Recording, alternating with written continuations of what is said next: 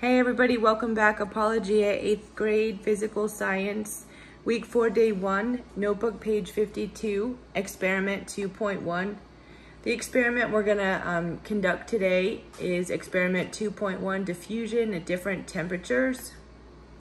The purpose, as stated on the experiment, is to demonstrate the relationship between temperature, kinetic energy, and the rate of diffusion. Let's quickly go back and redefine these. Kinetic energy is the energy an object has due to motion, and diffusion is the natural movement within gases and liquids that spreads out particles from an area of higher concentration to an area of lower concentration. The materials we're using are, they asked us to use 4 beakers, 250 milliliter beakers. Our lab kit did not come in, so we are going to change those and use 4 plastic solo cups, hot and cold water, ice, some food coloring, red, blue, green, and yellow, a measuring cup, a stopwatch, and we're just gonna use the iPhone timer and a couple of helpers. The question that we're trying to figure out or answer today: how does changing the temperature affect the rate of diffusion? So, as we remember from the scientific method, when we're trying to figure out something, we go back and do some research. I just hopped online and I found this amazing activity guide from UB the Chemist. There's a link up here. You can go ahead and pull it up later. But basically, matter exists primarily as a solid, liquid, or gas on Earth. Solids have a definite volume and a definite shape.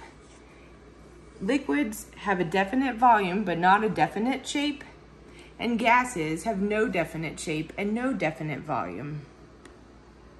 Along with the differences in shape and volume, the different states of matter have other unique properties. Liquids and gases are considered fluids. A fluid is any substance made up of particles that flow or move freely. A fluid easily changes shape when force is applied. All right, diffusion is the movement of fluid of particles from an area of high concentration to an area of low concentration. Different factors can impact the rate at which the particles diffuse, such as temperature. So right there, that's pretty much what we're going to be asking ourselves. Does temperature affect diffusion? So let's listen up. Temperature is a measure of the average kinetic energy or energy of motion of particles in a substance. It is a measure of how fast the particles are moving around. The transfer of thermal energy from an object at a higher temperature to an object at a lower temperature is known as heat. Thus, temperature, thermal energy, and heat are related, but they are not the same thing. When temperature increases, the kinetic energy of the particles has increased. The increased motion of the particles causes them to diffuse faster. Right there is pretty much what we're going to be doing, and at this point you should be able to formulate your hypothesis. Therefore, at higher temperatures, the rate at which fluid particles will diffuse is faster than at low temperatures. In the experiment, the food coloring will diffuse faster in the hot water than in the cold water. So again, you should already have your hypothesis, but just as a review, let's work on that together. Write your prediction of which beaker of water, the steaming hot, the cold, or the freezing, will have the faster rate of diffusion.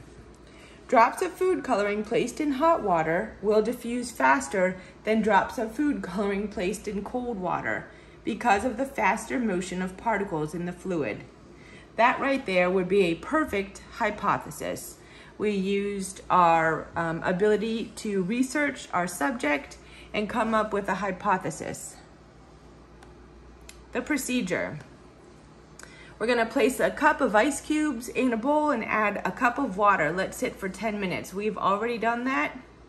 Add 2/3 cup of tepid water, room temperature water really, to a beaker and let it sit to come to room temperature. We've done that. After 10 minutes, remove the ice cubes and measure out 2/3 cup of water and put into a beaker. We're gonna do that shortly. Fill another beaker with 2/3 cup very hot tap water. Fill another beaker with 2/3 cup of very cold tap water. We're gonna put the beakers side by side. Jimmy, if you wanna pan up and show that we've got that all set up already, that'd be great. And with your helper, and at the very same time, we're gonna add 3 drops of yellow food coloring in the beaker of very hot water, 3 drops of red food coloring in the beaker of room temperature water, 3 drops of green food coloring in the beaker of very cold water, and then 3 drops of blue food coloring in the beaker of ice water. It is very important to add the food coloring to the beakers at the same time. Another helper is going to start the stopwatch timer as soon as the drops of food coloring enter the water. We're not going to mix the water, we're not going to shake or stir the water, we're just going to allow the drops of food coloring to spread naturally on their own. We're going to observe which food coloring fills the water of the first beaker or solo cup first. Diffusion is complete when the beakers are uniformly colored. All right, I have my helpers ready. We have our hot room temperature, cold tap, and ice water ready. We're going to be looking from the side so we can see which one diffuses first.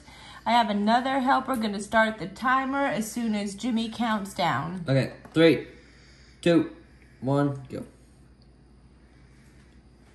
Oh.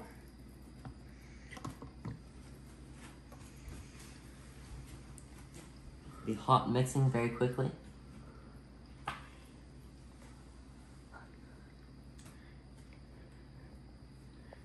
The cold ones aren't doing like anything. The hot looks like maybe it's... Yeah, the hot's pretty much fully mixed. All right, and that's about 25 seconds. And then I thought I'd just point out here in experiment number 2.1, diffusion at different temperatures, we're actually diffusing some on guard ourselves. All right, everybody, hope you enjoyed our experiment and write up your conclusions. Did our hypothesis predict the right outcome? All right, even after about a minute or so, you can see the hot has been very well mixed. The room temperature looks decent. The cold just finished, but the ice is still not completely mixed. You can even see some trails in the cold where it's not exactly fully mixed either. Bye. Bye.